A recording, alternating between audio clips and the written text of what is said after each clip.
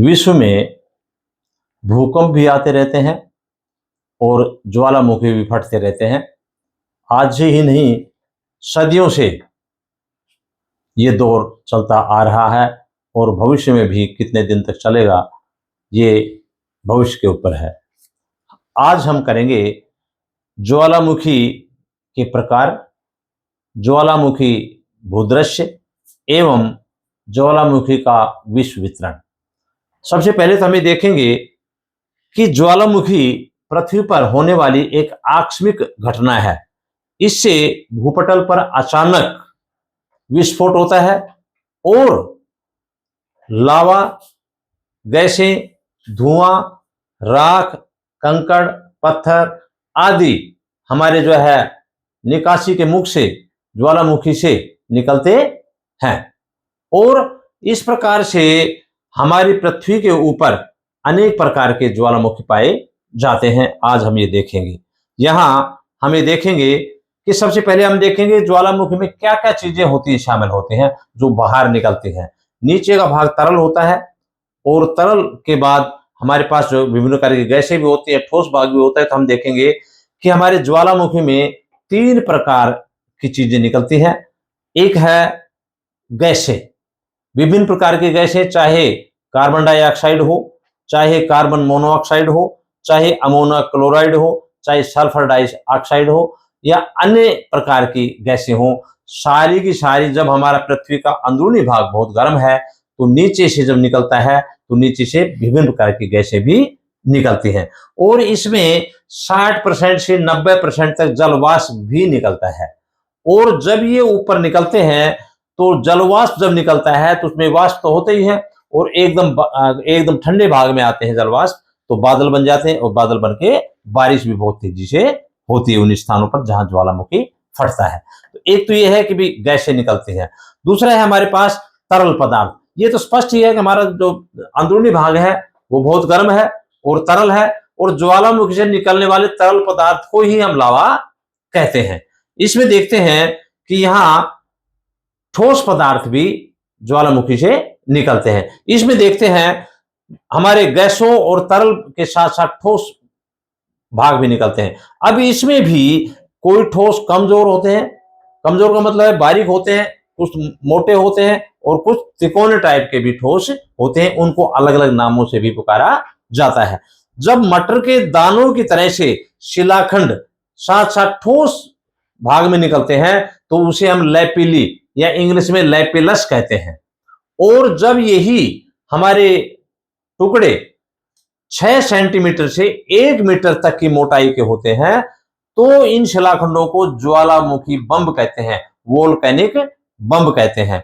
और इसी प्रकार से जब कभी कभी बहुत छोटे छोटे नुकीले शिलाखंड लावा से चिपककर संगठित हो जाते हैं और बाहर निकलते हैं तो इन्हें ज्वालामुखी संकोचन या वोल्केनिक ब्रेशिया कहते हैं। इस प्रकार से इनके नाम भी बहुत जरूरी याद करने हैं क्योंकि कई बार आईएएस के लेवल पे तो लगभग इन तीनों में से एक पूछ ही लेते हैं कि लैपिली क्या होते हैं, ज्वालामुखी बम क्या होते हैं और ज्वालामुखी संकोचनम संकोणसम या इंग्लिश में कहेंगे वोल्केनिक ब्रेशिया। ये हमारे 3 प्रकार के इसमें नाम। आइए हम करते हैं कि ज्वालामुखी के प्रकार कितने हैं। ज्वालामुखी के 3 प्रकार होते हैं। एक तो होता है एक्टिव वोल्केनो, वह वोल्केनो जो लगातार सदियों से चलता ही आ रहा है, कई कई हजारों सालों से ही लगातार धरती से निकलता ही जा रहा है और रुक ही नहीं रहा, उसे हम कहते हैं एक्टिव वोल्केनो। यहां हम देखेंगे कि हमारे विश्व के अंदर इटली में पाया जाने वाला एटना ज्वालामुखी 2500 सालों से लगातार निकलता आ रहा है, बंद ही नहीं हो रहा है। अब ये देखेंगे इसी प्रकार से सिसिली द्वीप का स्ट्राम्बोली यहां हर 15 मिनट में फटता रहता है। तो ऐसे ज्वालामुखी जो लगातार एक्टिव हैं उसे हम सक्रिय ज्वालामुखी कहते हैं। इसी प्रकार से नंबर 2 है प्रसुप्त ज्वालामुखी, इसे कहेंगे डोरमेंट वोल्केनोस। प्रसुप्त, प्रसुप्त का मतलब है सोया हुआ, यानी कि कोई व्यक्ति सो जाए और सोने के बाद में कितने समय के बाद में जागे तो जाग सकता है, इसका मतलब उसमें जीवन है। इसी प्रकार से हमारे कुछ वोल्केनो ऐसे भी होते हैं, ज्वालामुखी होते हैं, जो एक बार फट जाते हैं और कई कई सालों तक नहीं फटते और अचानक दोबारा से उनमें जागृति आ जाती है। जैसे हमने कुंभकर्ण का नाम सुना था पहले हमारे रामायण काल में, तो कहते 6 महीने सोते थे। इसका मतलब वो मरे तो नहीं थे, लेकिन 6 महीने सोए रहते थे और फिर जागते थे, फिर सो जाते थे। इसी प्रकार से प्रसुप्त ज्वालामुखी का भी यही रोल है, यानी कि एक बार फट जाते हैं, फिर कितने समय तक सोए रहे कुछ मालूम नहीं, इसी प्रकार और अचानक फट जाते हैं, उसका भी कोई गारंटी कब है। अब यहाँ इटली का विसुवियस ज्वालामुखी कई वर्षों तक सोया रहा, प्रसुप्त रहा और अचानक 1931 में फूट पड़ा। तो यानी ऐसे ज्वालामुखी जो सुप्त होते हैं लेकिन बंद नहीं होते, अचानक कभी फट जाते हैं, उसे हम कहते हैं प्रसुप्त ज्वालामुखी। और नंबर 3 होते हैं विलुप्त ज्वालामुखी, एक्सटिंक्ट वोल्केनोज। ऐसे ज्वालामुखी जो एक बार फटने के बाद में दोबारा से उस स्थान पर नहीं फटते, यानी कि सदा सदा के लिए विलुप्त हो जाते हैं, उसे हम कहते हैं एक्सटिंक्ट वोल्केनो। अब इसके एग्जाम्पल उदाहरण हरियाणा का ही लेंगे, इंडिया में लेंगे। अब यहाँ इंडिया में हमारा है, हरियाणा में विशेष रूप से हमारा डोसी का पहाड़ है। ये कई हजारों साल पहले बना, वोल्केनो इरुप्ट हुआ, लेकिन दोबारा से यहाँ पर जो है वोल्केनो नहीं फटा है और ये लगभग लुप्त प्राय हो गया है, क्योंकि करोड़ों साल पहले जो है ये फटा था, लेकिन आज तक जो है दोबारा से यहाँ पर जो है वोल्केनिक इरप्शन नहीं हुआ। इसी प्रकार तोशाम की पहाड़ी है, वहां भी एक बार ज्वालामुखी फट रहा था, बना था, लेकिन अब जो है दोबारा से उसकी न तो कोई संभावना है न कभी आया है। तो ये है इसके एग्जाम्पल। अब हम देखते हैं यहां ज्वालामुखी भूदृश्य, यानी ज्वालामुखी फटते हैं तो उनसे क्या क्या हमारे जो है दृश्य, भूदृश्य बनते हैं। यहां हम देखेंगे कैसे कैसे वोल्केनिक लैंडफॉर्म्स बनते हैं। अब इन लैंडफॉर्म्स का नाम देखेंगे हम। सबसे पहले तो हमें देखेंगे यहां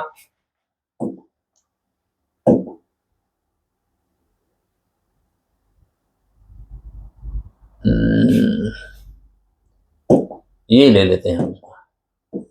हाँ देखिए, वोल्केनिक लैंडफॉर्म्स ये होता है सिंडर कोन, CINDER,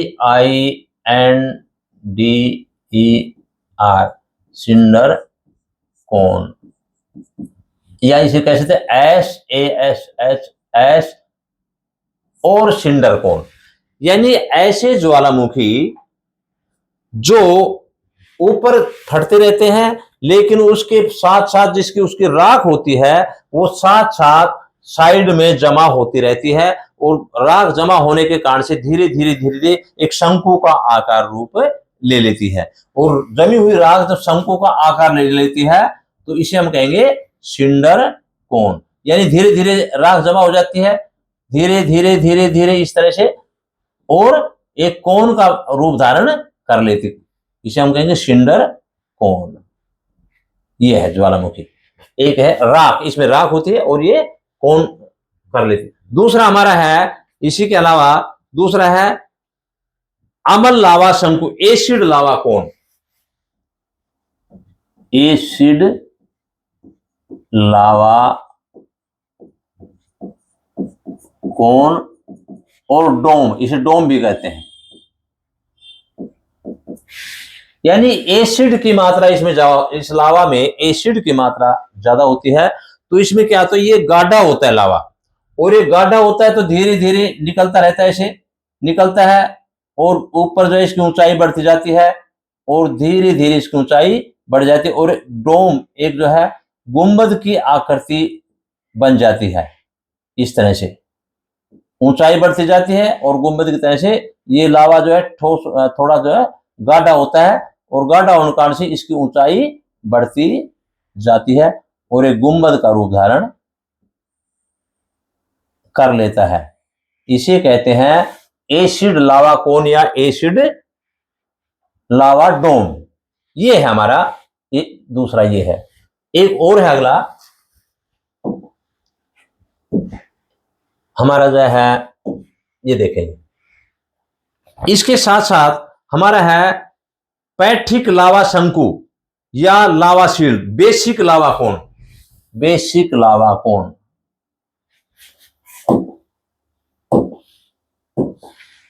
ये है बेसिक लावा कौन। इस लावा में यहां गाढ़ापन कम होता है और इसमें जो है बेसिक लावा कौन के अंदर यहां हमारे पास ये देखेंगे कि इसमें सिलिका की मात्रा ज्यादा होती है। सिलिका की मात्रा कम होने के कारण से इसमें गाढ़ापन नहीं हो पाता और गाढ़ापन नहीं होने के कारण से पतला हो जाता है और पतला होने के कारण से ऊंचाई ज्यादा नहीं बढ़ पाती और पतला होने के कारण से दूर तक फैल जाता है और उसकी आकृति जो होती है नीचे से हमारा ये क्षेत्र है, मैग्मा है, मैग्मा बाहर आया, अब ये गाढ़ा नहीं है इसमें, तो यहां गाढ़ा नहीं है तो लंबा दूर तक जो फैलता चला जाता है ऐसे दूर तक, क्योंकि पतला होने के कारण से ये दूर तक फैल जाता है और ये जो है इसकी कॉनिकल साइज है वो ऊंचाई बहुत ज्यादा नहीं होती, इसलिए इसको पैठिक लावा शंकु या लावा शील्ड भी बोलते हैं। लावा शील्ड भी कह सकते हैं इसको, लावा शील्ड। तो ये है, ये पतला होता है। और अब अगला है मिश्रित, हमारा है कंपोजिट कौन।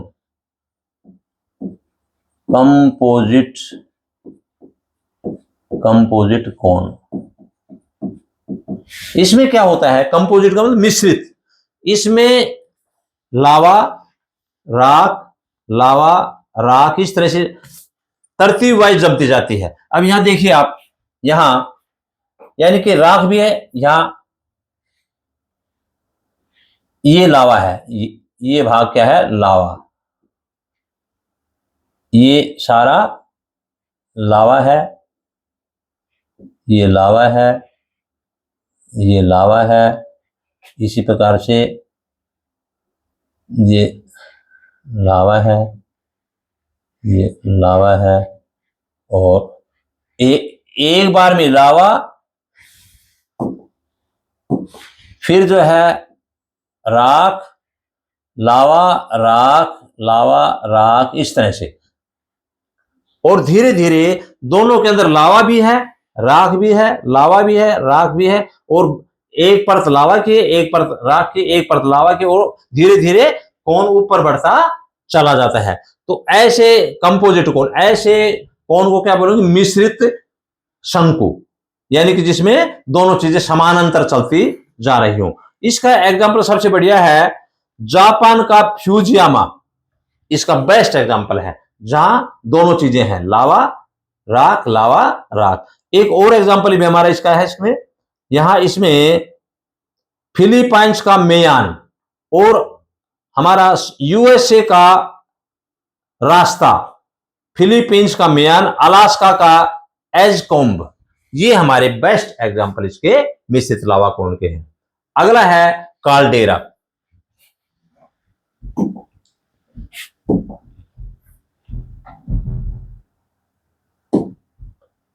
ये देखिए भाई काल्डेरा क्या होता है, यहां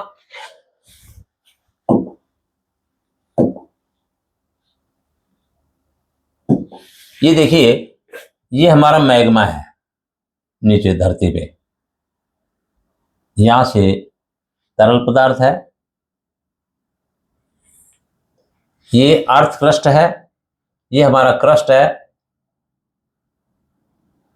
ऊपर वाला, ये क्रस्ट, ये हमारा यहां से मेंटल कोर आ गया, मेंटल, और इस प्रकार से, और फिर कोर, तो तीन भाग है ना। ये मैग्मा है, ये निकल करके बाहर आ रहा है। यहां पहले हमारा ज्वालामुखी फट रहा था और त्रिकोण बन रहा था, इसका बड़ा कोण बन रहा था, लेकिन अचानक बड़ी तेजी से मैग्मा जब नीचे से आया तो इसने क्या किया, नीचे के भाग को तोड़ दिया, और तोड़ने के बाद का इसका बड़ा क्षेत्र है टूट करके बाहर चला गया और एक कड़ाहे का रूप धारण कर लिया। ऐसे इस तरह से इसने क्या किया, कड़ाहा बन गया एक तरह से। तो काल्डेरा का मतलब ही कड़ाहा होता है, जो काफी बड़े क्षेत्र के अंदर हमारा जो क्षेत्र है, नीचे का भाग है, वो तोड़ करके कोन को हटा दिया, बड़ी तेजी से एकदम टूटा। और विश्व का सबसे बड़ा काल्डेरा जापान का आसो है, जिसकी परिधि 112 किलोमीटर है। ये बहुत बड़ा जो है विश्व का सबसे बड़ा काल्डेरा है। अब ये आएगा दूसरा है वोल्केनिक प्लग। यहां हम देखेंगे इसमें ज्वालामुखी ये प्लग है। जब जिस रास्ते से ज्वालामुखी फटता है और फटता है तो चलता रहता है, लेकिन जब ये बंद होता है तो ज्वालामुखी इस रास्ते में जमा हो जाता है, बीच में जमा हो जाता है। और कई सालों के बाद में धीरे धीरे इरोजन के कारण से ये भाग गर्मी, सर्दी, बरसात, वायु के कारण से साइड के भाग हैं वो कट जाते हैं, इरोजन हो जाते हैं।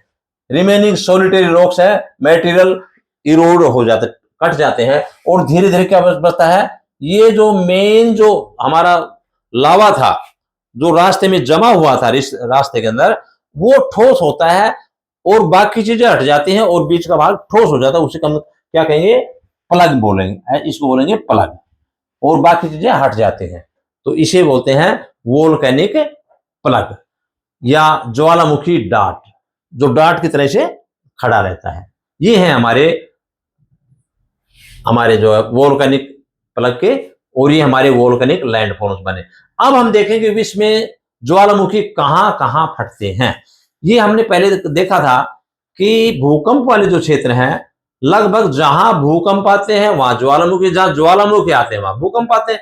तो इसमें तो वही क्षेत्र है जहां पहले भूकंप का दिखाया था हमने, वही क्षेत्र दोबारा से हम बता सकते हैं इसको। नंबर 1 प्रशांत महासागरीय पेटी। पूरे विश्व के अंदर देखेंगे रिंग ऑफ फायर जो हमने भूकंप का बताया, वही सेम टू सेम जो है वही क्षेत्र है जहां भूकंप आते हैं। क्योंकि भूकंप आते हैं तो ज्वालामुखी फटता है, ज्वालामुखी फटता है तो भूकंप भी उन्हीं क्षेत्रों में ही ज्यादातर आते हैं। और कारण भी वही है कि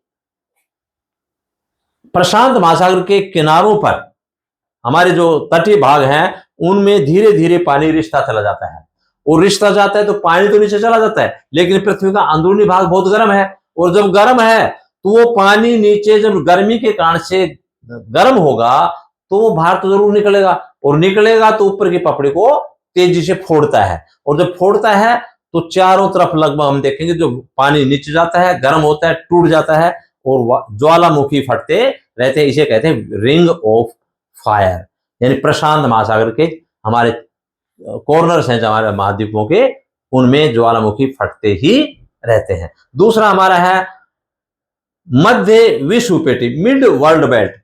ये हमने पहले बताया था यूरोप तथा एशिया के मध्यवर्ती भाग। आप हम देखेंगे पुर्तगाल से लेकर के हमारा मेडिटेरेनियन सी और आगे जाकर के हमारा भारत का हिमालय पर्वत के ऊपर जाते हुए और आगे हमारे फिलीपाइंस में आते हुए और फिर दोबारा से इस पेटी में मिल जाते, रिंग ऑफ फायर मिल जाते हैं।